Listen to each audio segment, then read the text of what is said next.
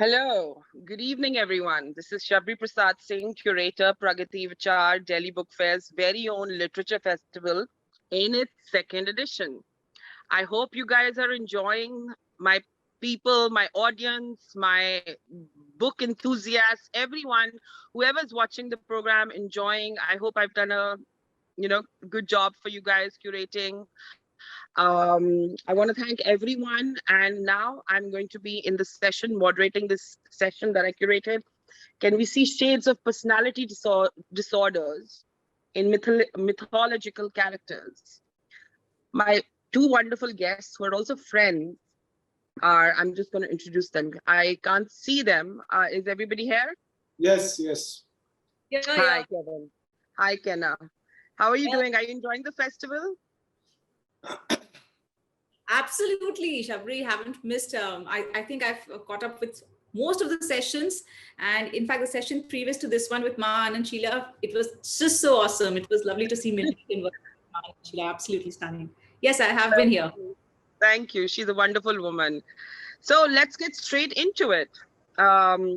Introducing Kenna Shree for you, ladies and gentlemen. Kenna is a storyteller, writer, poet, and columnist at Huffington Post, Times of India, Hindustan Times. She is also the deputy HR head at NTPCL. Apart from hailing from Lucknow, her sweet voice, which everybody can notice, and natural eloquence shows in her manner of talking. She is a TEDx speaker and is a literary enthusiast. Hi, Kenna. Welcome. Welcome to Delhi Book Fair. Thank you for this lovely introduction. Thank you so much, Shabri. You've always been very kind. Thank you. Thank you. And my second special guest is best-selling author Kevin Missal, a graduate of St. Stephen's College. He is known for his books Dharmyodaya Kalki, Mahayodaya Kalki series, the Mahavatar trilogy. Is that how you pronounce it? Yeah. And his latest book, set to release soon, is based on Karna from the Mahabharata. Yeah. So, Kevin, let's start a little bit with you about the book. Tell me, Karna, about when is it releasing?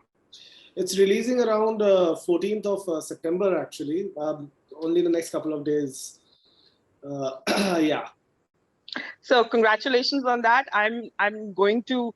I've been, thankfully you've given me a soft copy, but I want to buy the hardcover and read it from start to end again.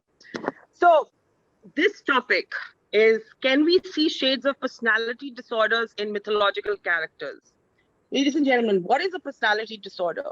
I'm one of the, I think, only writer in India who has written a book called Borderline on borderline personality disorder. So just for layman's terms, I'm going to just tell people that what is a personality disorder exactly? A personality disorder, or for short, a PD, is a set of traits, a way of thinking, feeling, and behaving over a long period of time. These set of traits become a part of the individual personality. And most certainly, most of the traits will deviate from cultural and societal acceptance. It causes a deep sense of distress to the sufferer and to the people in their immediate surroundings. Example, like I've been suffering from borderline personality disorder. The theme is mental health this year and sustainability. And let me tell you guys that people around me do suffer too. So it is not just a one-way street that everybody, a patient only suffers. People around the immediate family, friend circle also suffer. And that is why it is important to unravel what is a personality disorder. Delving into my first question. Kevin, you're an avid reader, a mythological expert. All your books are based on Indian mythology. Interestingly, it's a vast subject and one close to many people from across the globe and their heart. Coming to Karna, what can you tell us about his emotional health, his journey from childhood, and his great loyalty, albeit taking him on the path of adharma to keep his oath intact to Duryodhana, who made him king of Anga? Do you think there was regret and loyalty toiling in his mind, leading him to anxiety? Yeah, so basically, Karna is the reason why I started writing on him was also the fact that there's a lot of emotions that goes inside of him. He's someone who's going through a lot of problems within himself. He's someone who's very conflicted. The reason why he's so conflicted is because he has been facing this one thing, which is being an outcast. He has been treated as an outcast since his birth, and it stems from the fact that he was found on River Ganga. His mother had disbanded him, on Ganga, and and he was found by the Sarthi, his father Adhirath, and his mother and his stepmother Radha. And ever since he was young and everything, he realized that he's the neglected child. He's someone who has been thrown away from some whose actual parents. They didn't want him for some reason or the other. Probably because he was cursed. Probably because his past karmas were not good and everything. And he when he got to know that his parents are not his real parents and they were somewhere outside, he kind of felt that probably because I have something wrong within myself. And the moment that starts happening is that Karna began to have, in my book especially, because my book deals with anxiety and especially the panic disorder kind of a thing, which is in terms of that he begins to think that he's not good enough. He begins to think that he's that everyone rejects him, and that is the reason why. And obviously the fact that he's the son of Sarthi, he's an intercaste son, the progeny. What usually happens is that people around him begin to mistreat him as well. So for people around being Drona, for instance, Dronacharya, who's one of the gurus in Mahabharata, he didn't take him on as a pupil in his Gurukul because he was a son of a Sarthi. Sarthi is basically a charioteer, I would say. So a lot of times he's been called the son of Sarthi. Sometimes he's called son of Suta. Suta is an intercaste, like a son of a Brahmin. Yeah, and basically, that led to him facing a lot of problems, and it kind of amplified his जो उसका बचपन में जो उसका परेशानी थी उसको ही amplify और होता रहा, because then he started to feel more outcast than it was. So yes, definitely Karna goes through it, and that is exactly why I added that panic disorder. Obviously that panic disorder wala part came from my side, but when I started reading more about his story, I realized that it kind of connected well with him, because when someone who thinks that he's not good enough and he's going through every day, he has to overcome that. And the journey of him, basically how he was facing through that, to how he finally fought his anxiety and everything, and he was like, I cannot let it overcome me. That was what my book is all about, as well as Karna as a character. Yeah. So does any of his characteristic mirror in yourself as a person, as an author? Yeah, definitely. I think surprisingly it became more of me after the book was written. So I started I started a company which is called Hubbox. It's been almost a year, and as you know, like in this Indian ecosystem, basically it's very tough to have a startup. Ek saal ho chuka hai. It's been 1 year now, and a lot of times in between I have faced where I was like, I'm not good enough for this. I'm not good enough to lead a team because I'm not experienced enough. I don't have that, mental aptitude to run, to have employees, to run a team of 15 people and everything. And, that kind of just becomes, and I still remember, surprisingly, in one of the times when I was facing the most low, I ended up reading my book only. Sometimes I just do that, just for the sake of it. And there was a scene where basically, I read the scene where Karna was going through the same thing. He was like, I'm not good enough. I can't lead a team. I think I am only a charioteer. I'm not a warrior. I'm not someone like Duryodhana. I'm not someone like Arjun. I'm not like someone like Yudhishthira. And because they are Kshatriyas, I'm not. I'm just a Suta at the end of the day. And but still, he shedded the identity of his caste, and he was like, you know what? Screw that. I'm just gonna focus on, what I'm good at. I'm just gonna push myself to do that. So same way, like obviously the caste thing came into my as well, because I'm a Christian. Mostly in the Indian thing, Christians are considered more of a service people, not as a business kind of a people, and that somehow it all connected. Yeah. So you do see a lot of mirroring of Definitely. Karna in you. Definitely, yeah. Well, ladies and gentlemen, we cannot talk about personality disorders and not talk about Greek mythology. This is where my special guest, Kenna Shree, comes in. She knows, she's been reading about Greek mythology. She's very interested in Greek mythology. And, Kina, how lovely to have you. I can't see you right now. Kenna? Yes, I'm pretty much here. Thank you so much, Shabri. Okay, I'm on the phone, so probably that's why I couldn't see you. Greek mythology, so many layers to it. So many characters. I mean, we can't even name all the characters in our if we think about it, we can't. But any examples can you give to our audience? When it comes to Greek mythology, any instances, anything about where you can mirror certain characteristic personality disorder cases in any of the Greek characters? That's a lovely, lovely question to begin with. First of all, hi, Kevin. And I love the answer that you gave, especially that you mirror yourself with being a charioteer than a warrior. I mean, just to know that and to acknowledge that is life half sorted. So hats off to you for that. And looking forward to reading your book as well. Coming to Shabri's question, Shabri, I think that's like you said, we cannot talk about personality disorder without a reference to the Greek mythology, because probably it's where it started stemming from. Strange as it sounds, but Greek mythology and psychiatry, they're tied to each other at the hip. And so whenever you hear a story about a divine behavior in either ancient legend or in the news today, the question is, why at all a character like that was sketched in the first place? What made them write that character? What made them get to the skin of the character? So in Athens, about 2,500 years ago, people began writing plays. They began writing stories for the stage.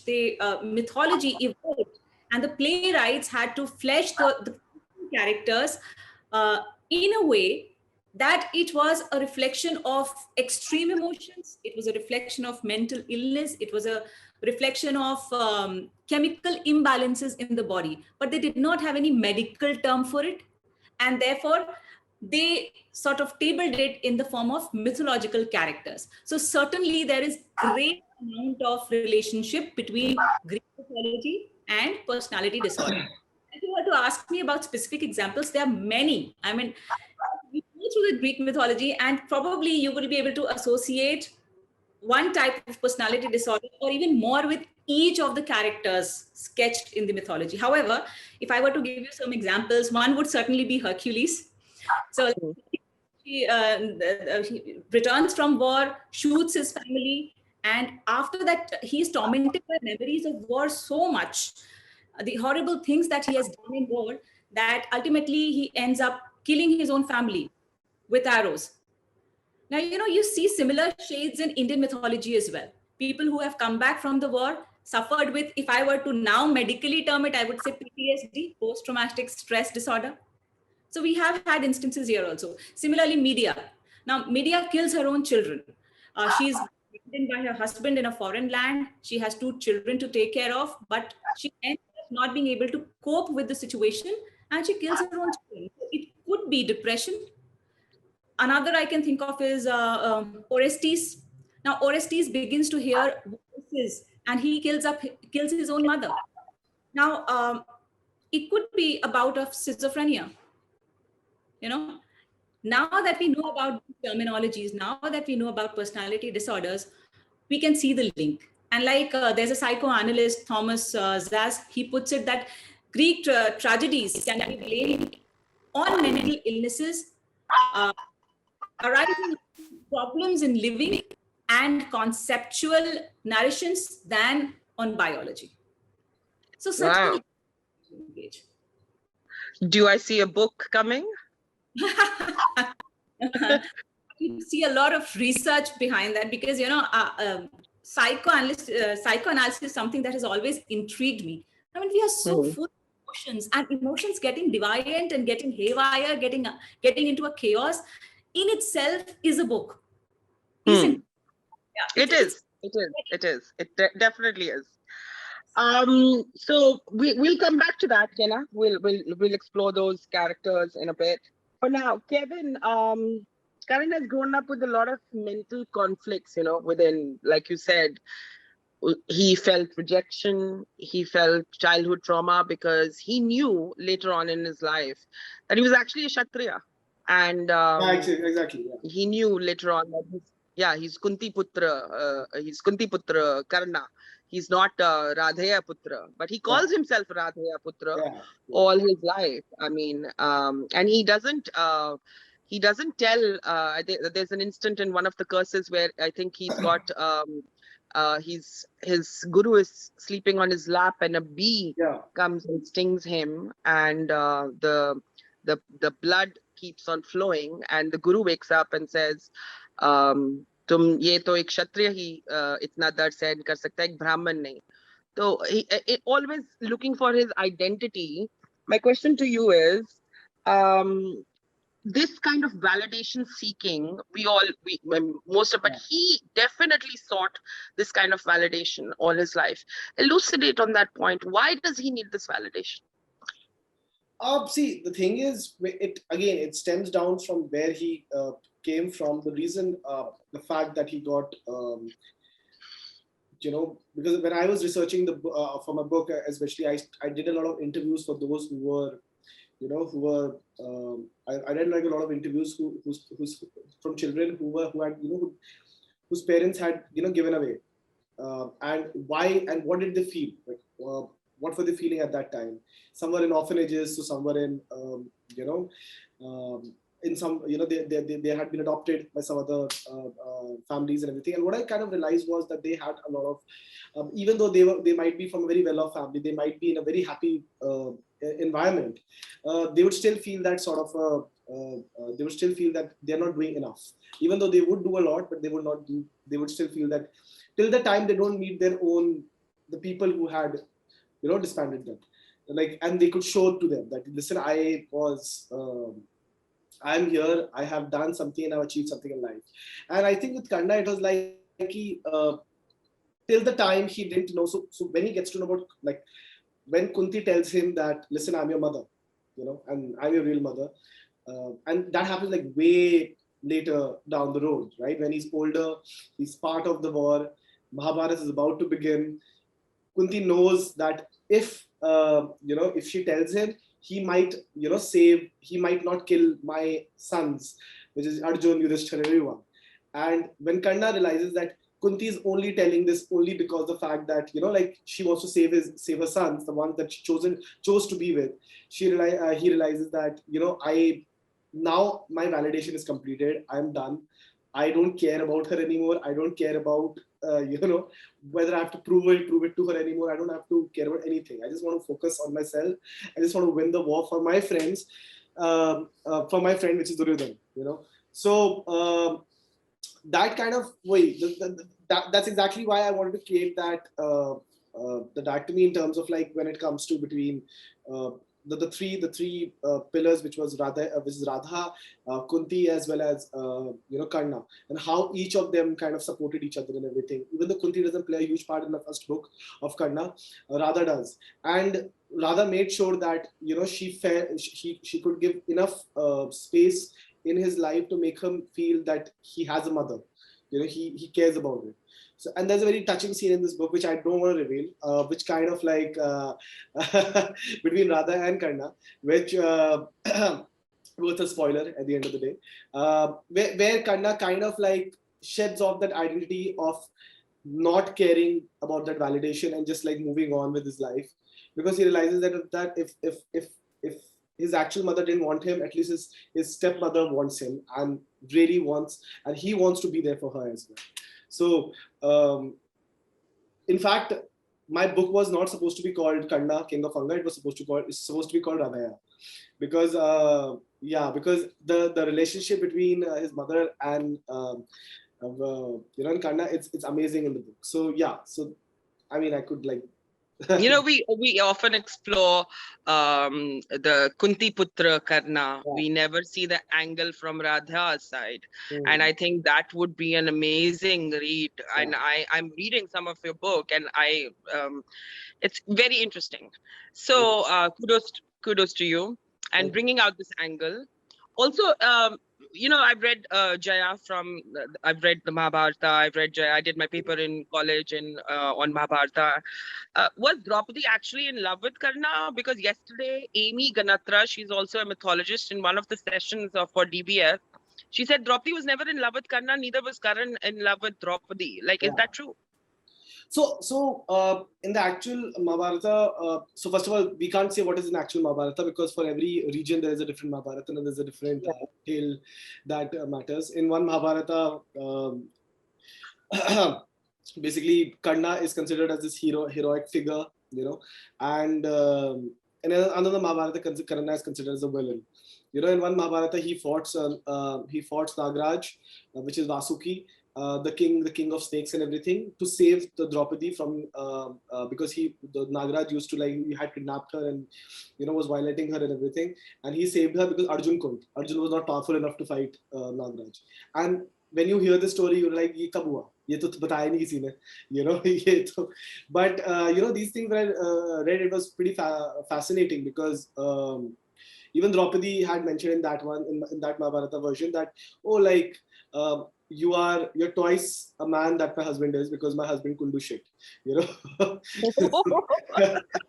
I mean, I'm paraphrasing this, obviously. I know. but yeah, so I mean, when it came to Draupadi and everything, I did obviously in the actual when you look at other sources of Mahabharata, Draupadi does come very much late into the story. I mean, she was born out of fire, and she it was not in terms of like she was not there in the beginning. But then I kind of like, when I looked at it from my perspective, because my stories are very, very realistic in terms of very grounded. I do not want to make it very fantastical in nature. So when I kind of saw that, I realized that probably where I'm coming from is that Draupadi would be alive when Karna was young, right? I mean, it's a common common sense. So if she was alive, would she want to be with Karna, for instance? Would she have that thing? Because Karna, and would she be part of Rangbhumi as well? So I kind of fitted her in a lot of scenarios where she was not there in the actual Mahabharata. Because the thing is, at the end of the day, I just wanted to show that that's kind of like a triangle between, I wouldn't say love triangle, but kind of like a power triangle between Karna, Arjuna, and Draupadi. And Draupadi is like the bone of contention between these two men, So, and for me, that's pretty interesting, because, yeah. But I did read a few places. I can't recall now where it was from, because I read a lot. There were times when some versions that Draupadi and Karna had a thing. They were going out. Probably. I mean, I'm paraphrasing this again, but like, yeah. Okay. Coming to Kenna, we know that personality disorders stem from emotions and chemical imbalances, like you just said, in the brain, and we know that there are a set of these traits have become a package between Greek mythology and with the personality disorder.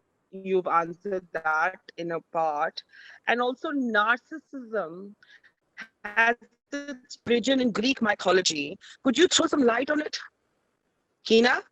Yes, that's a brilliant question, Shabri, because people do not even know whether they are becoming narcissist or not. I mean, that's the irony of it. You are one, and still you do not know that you are. So I think it's a great thing to begin with. Please allow me to explain a little about what narcissist personality disorder is. So basically, it's an extreme feeling of self-importance.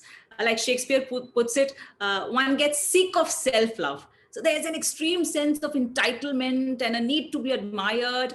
You become envious of others. You expect everybody to admire you greatly. So that's a frame of narcissistic personality disorder. Now, it's very important to understand this terminology. We must go into the origin of how narcissism actually came into being. So in Ovid's version of Greek mythology, it is said that there's this nymph whose name is Echo. Now, she falls in love with Narcissus, a youth of extraordinary beauty. And then one day, Echo followed Narcissus through the woods as he went on to some hunting expedition. And she fell in love. And she longed to speak with him, but she couldn't dare utter a word. So in a bout, she said, like, who's there? I mean, the narcissist says, who's there? And she immediately responds, who's there? And that's when Echo, the character of Echo, gets revealed. And she leaps on to embrace him. But he scorns her immediately and casts her off. He's very curt, he's very rude. And it is said that Echo spent the rest of her days pining for him out of love, but slowly withers away. And there was nothing left of her but just her voice. That's the myth around narcissism. On the contrary, Narcissus goes to quench his thirst towards a pool of water. Now, when he bends down to take a sip of water from the pool, he sees his own image in the pool of water. And he gets so much, he falls in love with himself so much that he does not even care to touch the water. Otherwise, the ripples will destroy the fine features that he has. He falls in love with himself to this great an extent. And he keeps looking at himself for a long, long time until he dies there. And and in his place, there is this narcissus flower, this yellow flower, if you have seen the pictures here and there, which has a very bright face and a bowed neck as if it is looking on the pool of water. So, this myth is basically a warning against vanity and self-love. So sometimes we get so caught up in our own being that we lose sight of the bigger picture. And then as a result, we pass over the beauty and the bounty to life, treating other people badly. And it is certainly a sign of, getting trapped in oneself, not being able to get out of the cocoon. It's a terrible feeling, but one doesn't even know that one is getting trapped. I mean, that is basically what narcissistic personality disorder is. And if we can relate to modern times, I'm sure we have people around us. I'm sure. Believe me, I'm sure of a pretty few people in my life who are probably narcissists. Say 1 to 30 traits, I'm sure you will be able to identify so many people, in and around you, maybe your friend circle or office setup, so many people around. So yes. But people have a problem admitting, going to a shrink, and people do, what can we learn from, I just got a message that we have 10 minutes left for our session. So I'll be quick. I want to continue with you a little. There are these famous complexes called the Oedipus and Electra complex, right? Which are examples of sexual personality disorders, kind of. And their origin is, again, in Greek mythology. And they are actually characters, the Oedipal complex, Electra complex. This is kept psychoanalysts fascinated throughout the world. Shed some light on that. What is your view on it? See, these are very infamous concepts because whenever we tend to talk about Oedipus or Electra complex, people get defensive. Because to imagine that a 4 to 6 year old boy would have wanted to have intercourse with his mother is very contemptuous in nature. So people always, put a defense over there and not talk about it. But Freud had a different theory of it. We'll come to it later. I just, in just a line, if I were to tell you, Oedipus complex happened when Oedipus, the king, he killed the king of Thebes. He unwittingly killed his own father and married his mother. That is the origin of Oedipus complex. And just the opposite of that would be Electra complex, which was propounded by Carl Jung. And in both of these theories, basically it is when the child takes a intense liking towards, say, a boy towards the mother or the girl towards the father when they're pretty young. So if you talk about, the sexual part of it, probably it will give you a very abhorrent feeling. But that was not Freud's mind. What was a kind of, what would I say? If you were to generalize it, there are instances when a child might want to sleep in mommy's bed when daddy is away. That's how I see, I'm getting jittery when I talk about this because we don't like to confess these things. But sometimes what happens is that if mommy exceeds, it sort of feeds the boy's fantasies with wanting to be with the mother while the father is. And this might turn into a sort of a disorder, an unacceptable pattern. But it does. The fact is, it does. Several women patients have reported in the case studies that by the time they reach puberty, they sort of begin to fantasize, journeys with their own father, and they're not able to accept any other man in their life or somebody who's very, very close to the father, which is sort of not exactly Oedipus complex or an Electra complex, but something very similar to that. Did you think it's because that father figure can be the ultimate hero, and there is no other space left for another hero, another man in the woman's life, and she begins to devote her life and everything to her father, or similarly a boy to his mother. He looks up, like they say now, there's a common saying, a man would like to marry a shadow of his mother, and a woman would like to marry a prince like his father, our father. Shabri, I think when we say this, we have to be cognizant of the fact that I hope we are not mellowing the gravity of the complex. Because no, not at all. Because at the end of the day, Electra or Oedipus is about sexual fantasies with the parents. It's not just making a hero out of them, but it goes a step beyond. And it's also very important that there is very little evidence that Oedipus or Electra complex is real, because such confessions have rarely been made in theory. Yes, I agree with that. Yes, but for once it exists, we all know that it has been proven through certain instances, and let us just acknowledge that it is around. Let us not dismiss it altogether, if not accept it totally. So that's no, there's no dismissal here, and quite insightful. I'm going to go read up on Oedipus complex again and Electra complex again, and we will definitely have this debate again for sure. I this is not enough time. All the speakers have been saying that this is not enough time to 45 minutes to get deep into a subject. This is so fascinating. Both of you are I'm really interested. So Kevin, any closing remarks, anything you'd like to say? No, nothing. Just I'm quite excited to read your book, Borderline, Shabri, and and Karna, I'm waiting for your book. I mean, any book that, please do let me, keep me updated. And best of luck to the Delhi book fair, as well as quite excited to be here. Thank you so much for inviting me. And regarding in terms of Karna, my book is releasing on September 14. Do read it, and I hope you like it. There's a lot of themes attached to it, which I'm very close to, and it's, I think, one of the most emotionally arresting book of mine that I have written in a while. So yeah, that's about it. Thank you so much.